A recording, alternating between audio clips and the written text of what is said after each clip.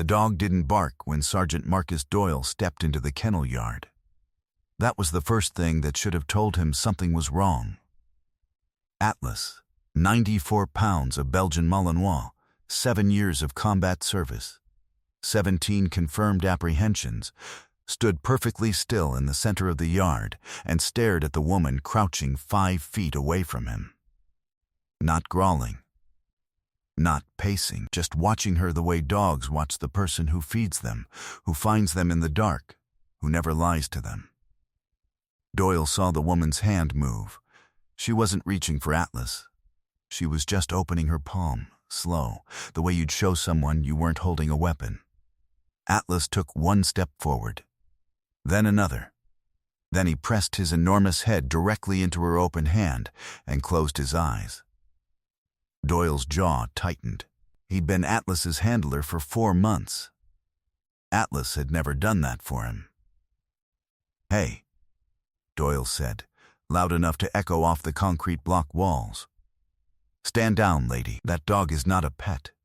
You need to step back right now." She didn't move. She didn't look up. I said step back. He crossed the yard in 6 strides and stopped 3 feet behind her. "Do you have any idea what this animal is capable of? He put a man's arm in a cast last Tuesday. Step away from the dog. Now." She rose slowly, unhurried, and turned around. She was small, 5'4", maybe 5'5", late 30s or early 40s, with a kind of face that didn't give much away, not cold, just contained. She wore civilian clothes, dark cargo pants, a gray long-sleeve shirt that fit close and said nothing about who she was. Her hair was pulled back. There was a faded scar running from her left jaw to just below her ear, thin and old, the kind that takes years to look like nothing. She looked at Doyle without blinking. "He knows me," she said. That was all she said. Before we go any further, if this story already has your attention, hit that subscribe button right now and stay with me until the very last word. Drop a comment below telling me what city you are watching from. I love seeing how far these stories travel.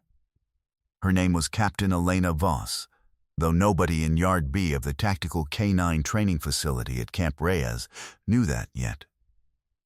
She had driven 4 hours through the high desert in a rented pickup truck with no advance notice on the schedule and no name on the visitor log, because she had not come as a visitor. She had come because Atlas had been flagged in the monthly performance review, response degradation, reduced drive, failure to complete 2 out of 4 controlled apprehension scenarios in the past 6 weeks, and she had come because Atlas was not the problem, and she already knew that before she arrived. She had trained him. She had trained him in a different facility, in a different climate, 3 years and 2 deployments ago, when he was 18 months old and she was still technically on active rotation, and the program she ran had not yet been classified to the point where her name no longer appeared on any paperwork attached to the animals that came out of it. She had put 1,400 hours into Atlas before she handed him over. She knew the specific angle of his ears when he picked up a scent trail at 200 meters. She knew the sound he made, a low, almost inaudible click in the back of his throat when he identified a person as safe. She knew the way he breathed differently when he was afraid versus when he was calculating. She had not seen him in 3 years. He had remembered her in under 4 seconds. She understood, looking at Doyle now, that none of this was information she was going to share in this yard, in this conversation, in this tone. Doyle had come to the kennel yard that morning already carrying a bad mood. He'd had his evaluation written up by Major Hendricks the previous afternoon. Not a formal reprimand, technically, but the kind of language that sticks to a record the way mud sticks to boots. Atlas's declining metrics reflected on Doyle's handling, and Doyle's defense had been that the dog was the problem, that whatever was wrong was physiological, possibly age-related, that no handler could get results from a 7-year-old animal who had burned out. Hendricks had listened. He had not agreed. He had suggested bringing in an external consultant to assess. He had not mentioned that the external consultant was already in the building. Doyle looked at the woman in front of him now and made an assessment. The assessment took about 3 seconds, and it was almost entirely wrong. He saw the civilian clothes. He saw the size of her. He saw the scar, which he catalogued not as history but as anomaly, something that made her look roughed up rather than decorated. He did not see the way she was standing. He did not notice that her weight was slightly forward, that her hands were relaxed in the specific way that means a person has made peace with whatever might come next. He did not notice any of that. He saw a woman who had wandered into a restricted yard and was now telling him his dog knew her.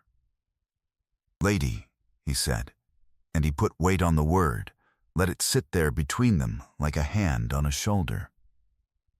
"I don't know how you got in here. I don't know what someone told you about this animal. But you are standing in a restricted area with a combat-trained dog who is not cleared for unsupervised contact, and you are going to step back through that gate right now, or I am going to have you removed." Atlas, behind her, had not moved. The dog was still watching her. His tail was not wagging. It was just still. Present. Oriented. "I have a meeting with Major Hendricks at 0900, she said. "I'm early.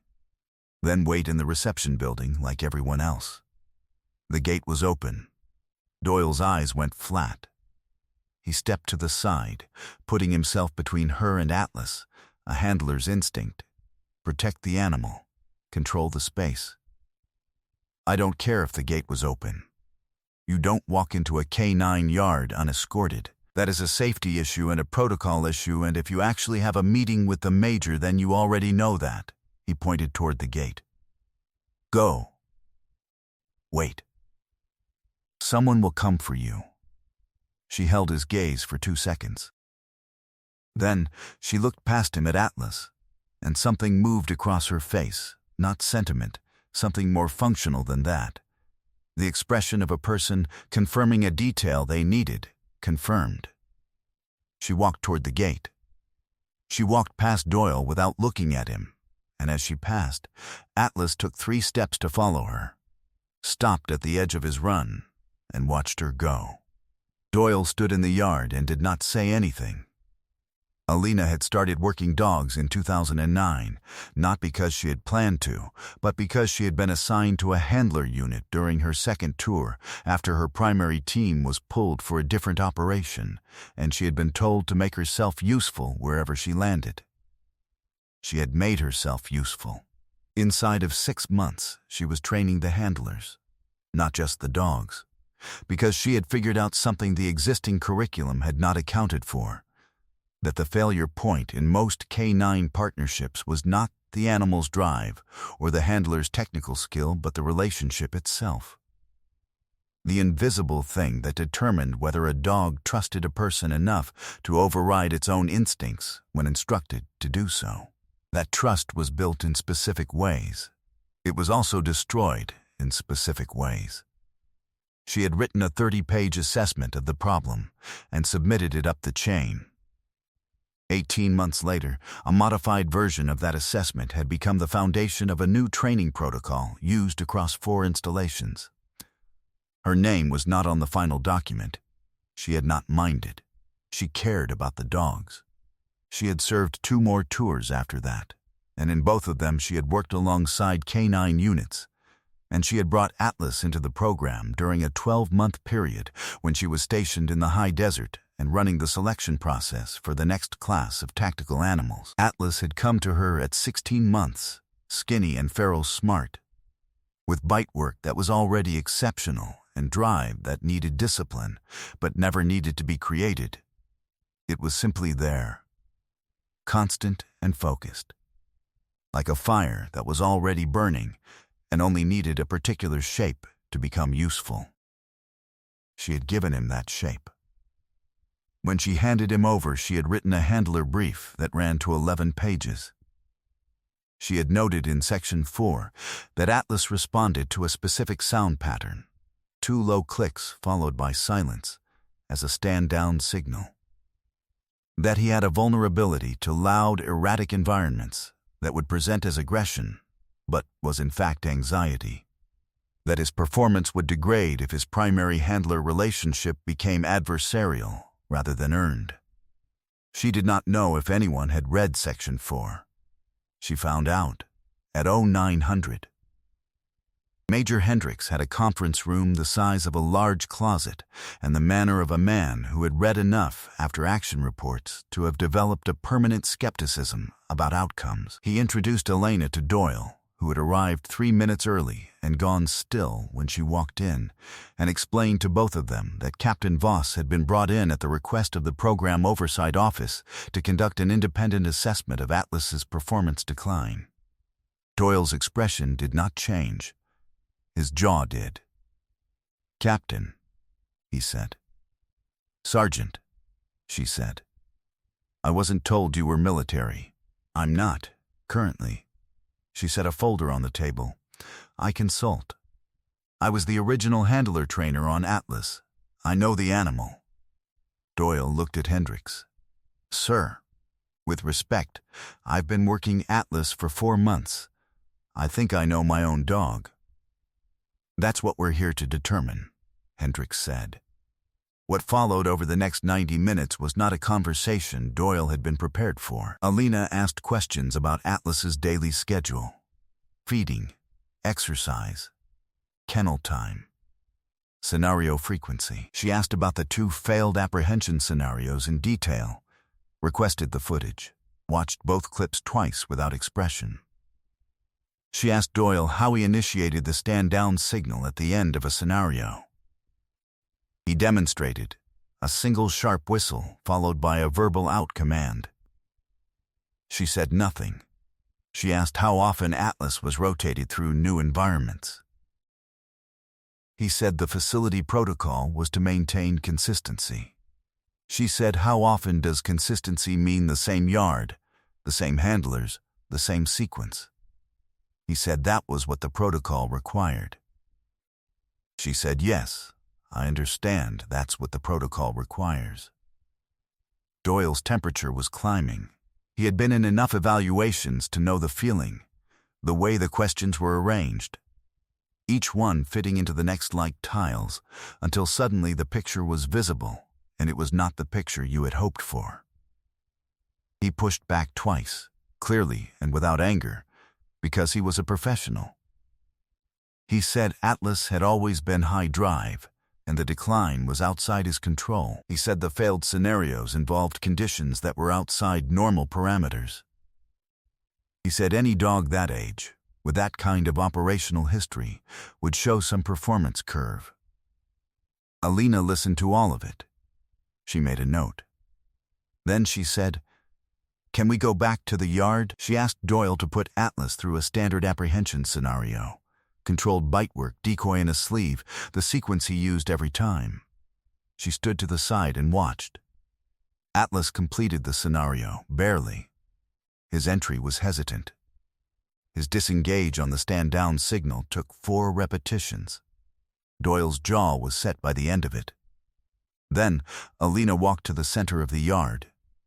She made no announcement. She produced nothing. She stood with her feet shoulder-width apart, weight forward slightly, and made 2 low clicks in the back of her throat, followed by silence. Atlas's head came up. He crossed the yard in 10 seconds and sat directly in front of her, shoulders square, eyes locked on her face. His body was taut in the way it gets when a dog is fully attentive rather than merely obedient, every muscle present, waiting. Doyle didn't speak for a long moment. "That's the original stand-down signal," Elena said, not looking at Doyle. She was looking at Atlas. It's in Section 4 of the handler brief. The whistle and verbal method he's been using is a secondary signal that was never positively reinforced in the foundational training. Atlas doesn't fully trust it. That creates hesitation in the disengage. She paused. The environmental consistency issue is also real. He's been in the same rotation for 4 months. High-drive animals need novelty for sustained engagement. It's in Section 7.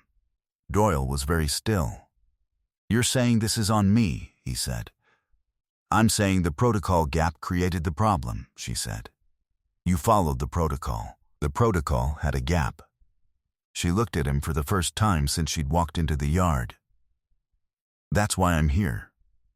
Not to assess you, to fix the gap." For 3 weeks after that, Alina worked alongside Doyle in the yard every morning. She did not run the sessions. She stood to the side and watched and spoke when she spoke, which was not often. She showed Doyle the 2-click signal and the science behind it, the specific neural pathway in conditioned canine response that made origin signals more durable than secondary signals, the way Atlas's behavior visibly shifted within 72 hours of reintroducing the foundational cue. She walked Doyle through the environmental rotation schedule she was implementing. 4 new locations per week, mixed terrain, different decoys. She explained Section 4.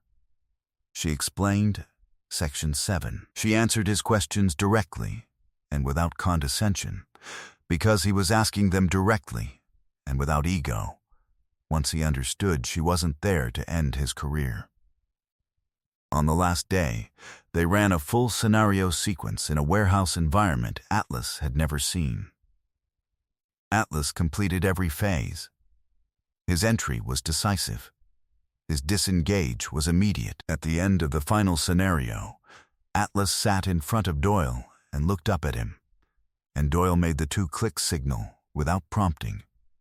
And Atlas released cleanly and pressed his nose briefly against Doyle's knee. Doyle stood with his hand on the dog's head for a moment. "What do I owe you?" he said. Alina picked up her bag. "Section 4, she said. "Read it again after I'm gone." She was almost to the gate when he spoke again. "Captain Voss." She stopped. He was still looking at Atlas, not at her. "I called you lady on the first day. In the yard." He paused. "I apologize for that." She turned just enough to look back at him. Something shifted in her expression. Not satisfaction, not warmth exactly, just recognition, the acknowledgement of one professional to another. "It wasn't the worst thing anyone has called me," she said. She walked out through the gate. Behind her, Atlas watched until she was gone. Then he looked at Doyle, and Doyle made the signal. 2 clicks, low and calm. And Atlas sat, still and square, and waited for whatever came next. There are people who wear their strength like armor, polished and visible, so the world can assess them from a distance and decide in advance what to expect. And there are others who carry it differently, quietly, internally, the way deep water carries everything that falls into it. The second kind are not easier to see. They require patience. They require the willingness to revise your first assessment when your first assessment turns out to be wrong. The dog knew before anyone else did, because dogs always know. Not rank, not history, not credential. They know something older than any of that. Steadiness, the specific quality of attention that says, "I will not panic, I will not flinch, I am here in this moment completely." Atlas knew it in 4 seconds, because that is what he had been trained to find, and that is what she had always given him. Some people earn their authority through volume. Some earn it through silence. The quiet ones are the ones who have already done the work, and the proof is not in what they say about themselves. It is in what every room becomes when they walk into it. Atlas knew. Eventually, so did everyone else.